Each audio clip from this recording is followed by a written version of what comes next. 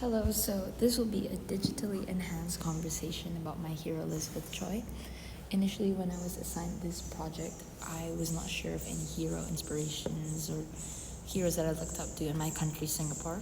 So obviously, I had to do a lot of research, and my research brought me to Elizabeth Choi. And I was decently surprised of this woman because I had no idea who she was, but I found out that she is actually a famous historical figure that is female in Singapore, which to me is rare. I don't know any female figures in Singapore, so I was quite surprised. And honestly, I'm glad that I had the opportunity to learn about this woman, and she is my hero today. So before we move on, as you can see, there's a table of contents, and all of these subsections are underlined. Is there any specific topic that you want me to focus or emphasize on during this conversation? Please let me know. Okay, if you don't have any certain sections that you want me to focus on, we can move on. So here I'm going to be explaining her childhood and early life because I believe that childhood and early development is super important to finding out what or who a person is. It gives huge insight to a person. Elizabeth Choi was born in Kudat, North Borneo, now known as Sabah, on November 29, 1910. From a young age, she grew up with great-grandparents assisting German missionaries in Hong Kong, and their work brought them to North Borneo. She then came to Singapore at the age of 19, seeking further studies. Unfortunately, due to the Great Depression and her mother's death in 1931, she was left to care for her 6 siblings, costing her college education and a potential scholarship in order to work and earn a living. In her earlier life, it is clear that Choi had a big heart and possessed selflessness from the beginning. So yeah, I chose to emphasize on these points because I really wanted to show how much of an inspiration she really is and how selfless she can be, and that I feel is really shown through her childhood and her early life. And I didn't really emphasize on her childhood. It was more of her in her early 20s or, before she became well-known. So, yeah. Moving on here, I've prepared a video to kind of introduce you to her challenges before she had met success or what had led her to finding success. So please enjoy.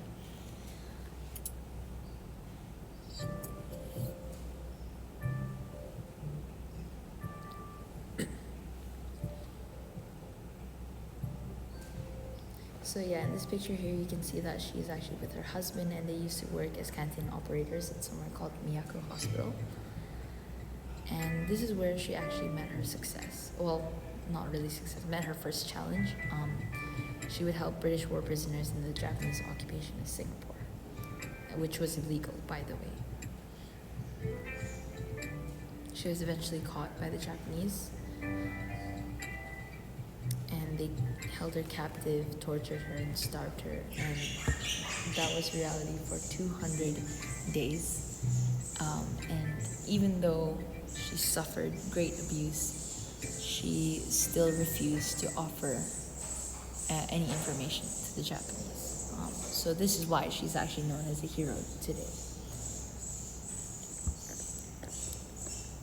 Next, we're going to talk about her after this initial challenge, so the challenges she met after this first challenge and after this first success. So yeah, I say post-success because before this, after she was released 200 days later, the British actually really appreciated her work for the British war prisoners, and they actually invited her to live in England to recuperate from the war, which is an amazing honor, and there she lived for 4 years. So after those 4 years, she actually returned to Singapore in 1949. And in her time in England, actually, I found out that she decided to get into her studies and go into politics.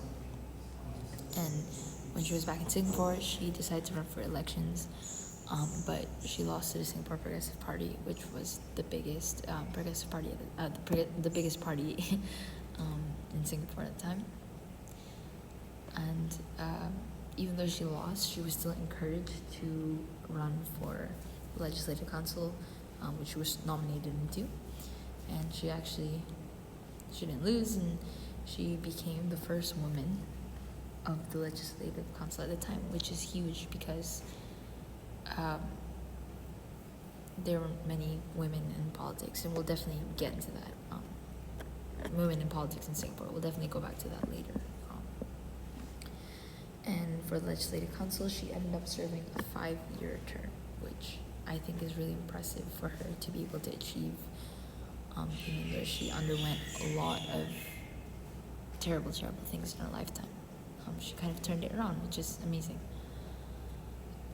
So we're going to talk about her continued competition, but I just want you to really reflect on what I've talked about and what I've told you. So who or what do you believe to be a significant competition for her throughout her lifetime? And I say who or what because it can literally be something as direct as like, oh, the Japanese was her competition, or you can be a bit more abstract in your answer. I'd like to hear your thoughts.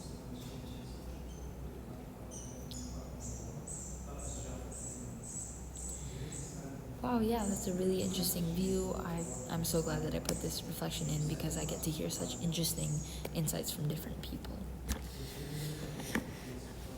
Well, for me, I believe that her true competition was injustice because I feel like she dedicated a lot of her life to helping people and fighting for what was right for people. You know, when she was helping the British war prisoners, obviously she disagreed with how they were treated and she wanted to fight for their rights.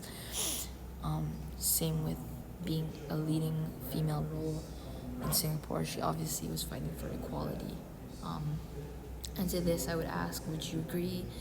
And if you do disagree or you do agree, why do you think that?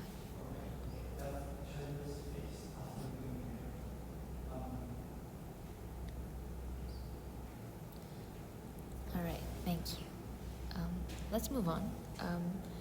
So this next bit is about her, how she reflects Singapore. And in doing this, I actually looked up in Google Singapore's values, and I actually found the official statements for the Singapore shared values, and there's actually 5. And here I talk about it in an audio. Boxes 1 and 5 are red because these are the values that Choi reflects.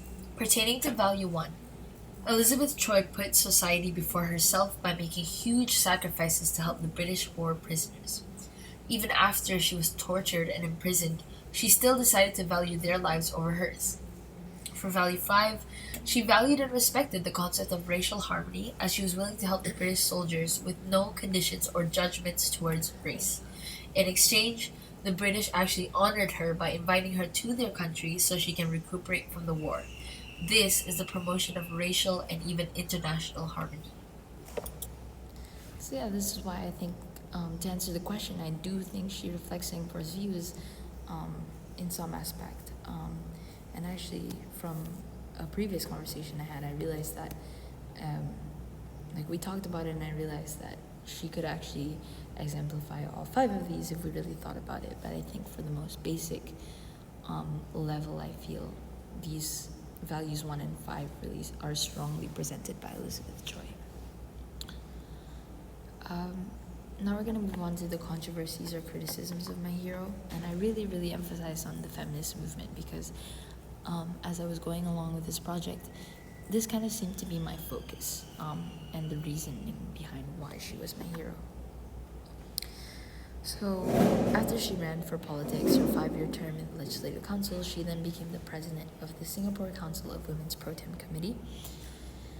And there her role was to bring together diverse groups of women in Singapore. So she had to bring women of different backgrounds, different races, bring them to unite against gender inequality.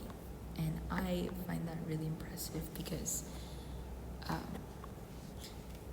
I feel that this really contributed to the early feminist movement in Singapore because it probably indirectly or directly encouraged women to speak out in Singapore and fight for the feminist movement.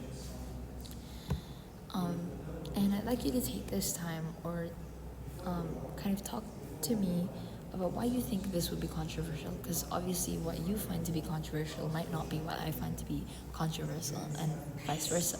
But I say her efforts towards the feminist movement are controversial because I consider these three things, and there are probably more.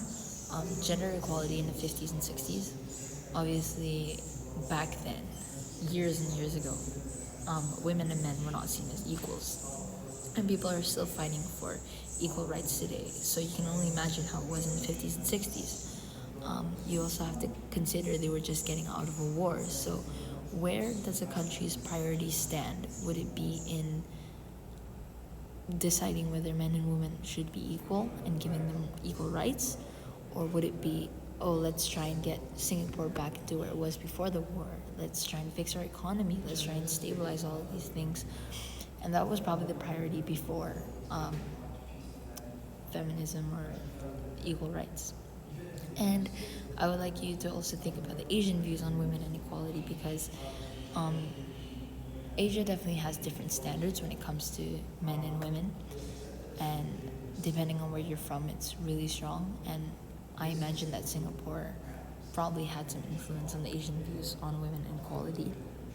And you can also even compare that to Western views, because those are definitely really different. Maybe not so in the 50s and 60s, but today more so, I think. But yeah, why do you think this would be controversial, and do you think this is controversial?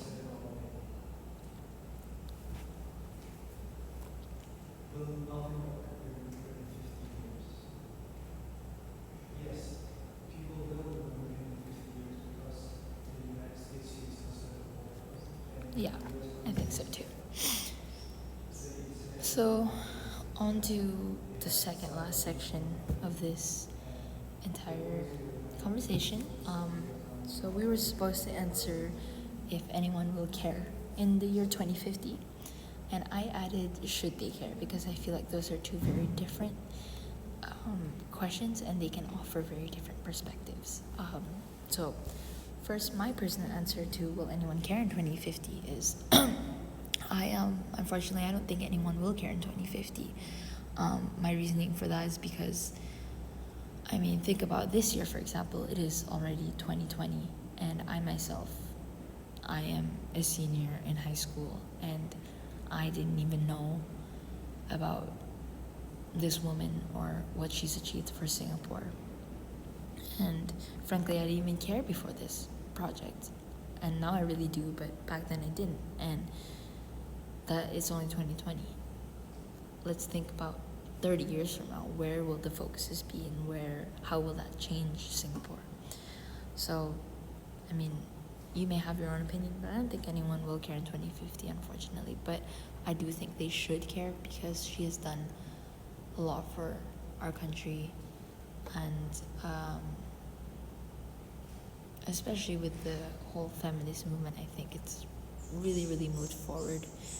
Any women, honestly, that helped, who contributed to the feminist movement in Singapore, I think they did a lot for our country, and I really do admire and respect that. So I do wish people would care, but I don't think so. But what do you think? Do you agree? Do you disagree? I just want to hear your thoughts on this.